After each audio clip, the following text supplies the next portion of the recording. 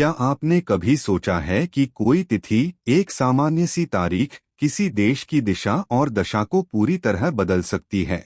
हम बात कर रहे हैं 30 मई की, एक ऐसी तिथि जिसकी भविष्यवाणी वर्षों पहले एक महान संत ने की थी। क्या यह दिन भारत के इतिहास का टर्निंग पॉइंट बनने जा रहा है? क्या यह वही क्षण है जिसकी प्रतीक्षा इस देश ने सदियों से की है? चलिए आज इस रहस्य पर से पर्दा उठाते हैं। स्वामी जी, जो आध्यात्म, खगोल और राष्ट्र चेतना के ज्ञाता माने जाते हैं, उन्होंने कई वर्ष पूर्व एक विशेष भविष्यवाणी की थी। उनकी वाणी थी, जब 5 ग्रह एक सीध में आएंगे और भारत की धरती पर विशाखा नक्षत्र की छाया पड़ेगी, तब एक युग परिवर्तन प्रारंभ होगा। उन्होंने कहा था कि यह परिवर्तन मई महीने के अंतिम दिनों में आरंभ होगा।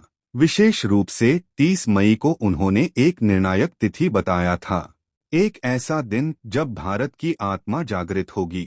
एक ऐसा दिन जब सोई हुई चेतना फिर से अंगड़ाई लेगी। अब अगर हम खगोलविदों और पंचांग के ज्ञाताओं की बात करें, तो 30 मई 2025 को एक अद्भुत खगोलीय स्थिति बनने जा रही है।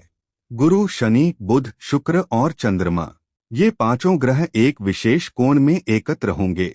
ऐसा संयोग हर कुछ 100 वर्षों में ही बनता है। इस दिन चंद्रमा का गोचर भी भारत की कुंडली में बेहद महत्वपूर्ण स्थान से हो रहा है, जो राष्ट्रीय चेतना, परिवर्तन और नव निर्माण का संकेत देता है। अब आइए वर्तमान परिप्रेक्ष्य को देखें। भारत राजनीतिक, सामाजिक और वैश्विक मोर्चों पर एक निर्णायक दौर से गुजर रहा है। देश में चुनाव, सीमाओं पर तनाव, आर्थिक नीतियों में बदलाव और युवाओं में नया जोश, ये सब कुछ नया संकेत दे रहे हैं। स्वामी जी ने कहा था, परिवर्तन केवल सत्ता का नहीं, चेतना का होगा। यह बदलाव केवल किसी सरकार के आने या जाने का नहीं, बल्कि एक नई सोच, नई दिशा और राष्ट्रीय आत्मगौरव के पुनर्जागरण का होगा। अब सबसे बड़ा प्रश्न यह है, क्या सचमुच 30 मई को भारत बदल जाएगा?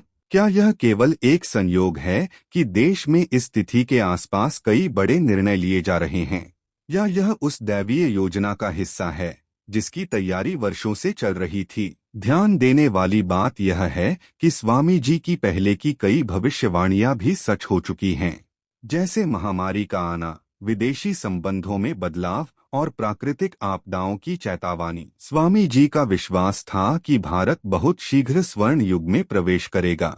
उनका कहना था, एक राष्ट्र जब अपने आत्मबल, संस्कृति और विज्ञान को एकत्र कर लेता है, तब वह विश्वगुरु बनने की ओर बढ़ता है। क्या 30 मई वह पहला कदम है जो भारत को विश्वगुरु बनने की दिशा में ले जाएगा? क्या यह वही दिन है जब भारत अपनी खोई हुई पहचान को फिर से पाएगा? स्वामी जी ने यह भी कहा था कि राष्ट्र का भाग्य केवल राजनेताओं या संतों के हाथ में नहीं होता, बल्कि उस जनमानस के हाथ में होता है जो जागृत हो जाए। इसलिए यह केवल सरकार या सत्ता का नहीं, बल्कि हर भारतीय का उत्तरदायित्व है कि वह इस जागरण के अवसर को पहचाने, अपने भीतर छिपे संकल्प, सामर्थ्य और संस्कारों को फिर से जगाकर भारत को उस स्थान पर पहुंचाए जहां वह वास्तव में पहुंचने योग्य है। तो क्या 30 मई को सचमुच भारत बदल जाएगा? शायद हाँ। शायद यह बदलाव हमें तुरंत न दिखे, लेकिन यह एक आत्मिक परिवर्तन का आरंभ हो सकता है। कभी कभी इतिहास के पन्ने धीरे धीरे पलटते हैं और कभी एक ही क्षण में सब कुछ बदल जाता है। हो सकता है 30 मई वैसा ही एक क्षण हो, एक ऐसा क्षण जिसे आने वाली पीढ़ियां युग परिवर्तन के रूप में याद रखें। सत्य की खोज अभी समाप्त नहीं हुई है। 30 मई केवल एक शुरुआत है। भारत जागेगा, और जब भारत जागेगा तो संपूर्ण विश्व नई दिशा पाएगा।